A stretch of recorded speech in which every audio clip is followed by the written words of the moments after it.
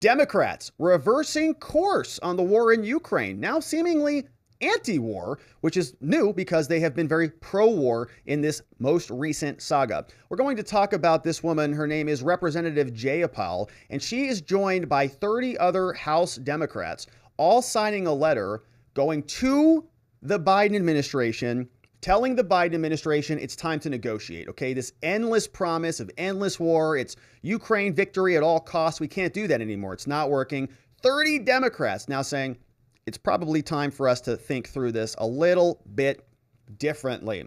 This letter going over to President Biden, drafted October 24th from the Congress of the United States. And it's signed by 30 House Democrats, starting with Pramila Jayapal. We also have Cori Bush, who signed off on it. You know who she is. Earl Blue Manure is in the House, along with several others. Let's give shout outs to Ilhan Omar, who signed this, along with our friend and the big juicy booty Latina, AOC, who is hot, hot, hot like a tamale, is in the House, signed off with Jamal Bowman, Mary Newman, and others. Look at all these Democrats. I don't even recognize most of them, but they're all in here. We know Jamie Raskin, Slippery Jamie, he's on the list, but they're all very excited about joining a new letter, which is basically what they do in Congress. 30 House Democrats write to Joe Biden. They say, "Dear Mr. President, we write with appreciation for your commitment to Ukraine's legitimate struggle against Russia's war of aggression." You can sort of feel like a big but coming in here. You know, this is like, you've done a great job, but they say, "Your support for the self-defense of an independent, sovereign, and democratic state has been supported by Congress, including through various appropriations of military aid and billions of dollars being ransacked out of the American taxpayers' wallets. Your administration's policy was critical to enable the Ukrainian people, through their courageous fighting and heroic sacrifices, to deal a historic military defeat to Russia, forcing Russia to scale back. And crucially, Mr. President, you achieved this while maintaining that it's imperative to avoid direct military conflict leading to World War III, something we have to prevent."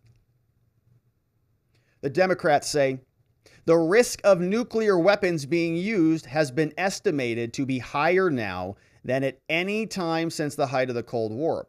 And we've talked about that here and on our morning walk and talks. Leon Panetta, who, take his assessment for what it's worth, he revised his assessment. He is ex-CIA director, from 0 to 5% of nuclear weapons being used to, I think, 20 to 25%, from 0 to 5 to 20 to 25. And he's not alone in that assessment. Other people are making similar prognostications because it's just game theory. If it continues to escalate, there's only so much you can do.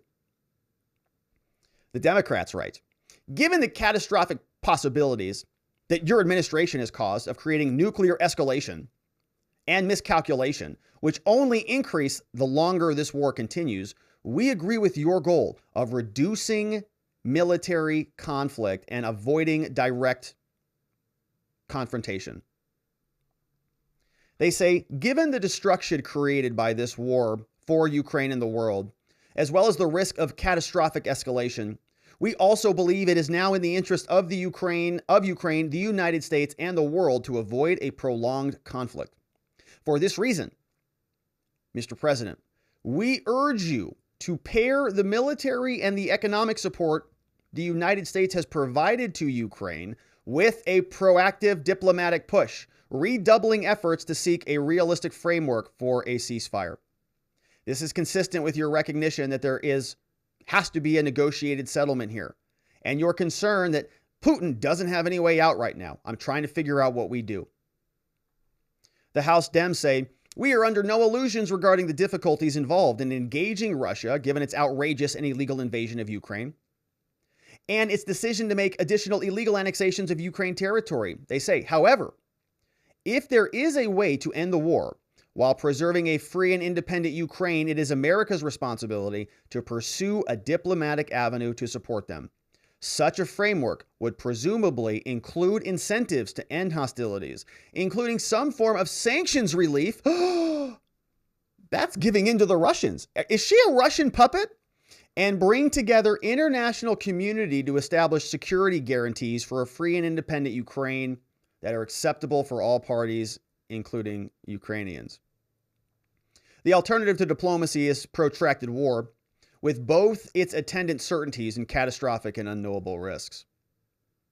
Russia's invasion has caused incalculable harm to the people of Ukraine, leading to deaths of thousands and the displacement of 13 million people.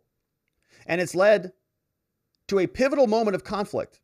The conflict threatens an additional tens of millions of more people worldwide. Skyrocketing prices in wheat, fertilizer, and fuel spark acute crises in global hunger and poverty, which we talked about, I don't know, when this whole thing started. Oh, where were they when this whole thing started? Yeah. A war that is allowed to grind on for years, potentially escalating in intensity and geographic scope, threatens to displace, kill, and immiserate far more Ukrainians while causing global war, poverty, and death around the world, obviously.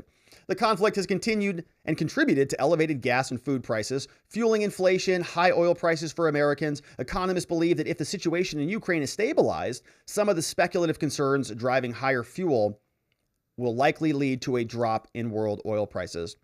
I am shocked that this is coming out of America. I was expecting to see more of this coming out of Europe.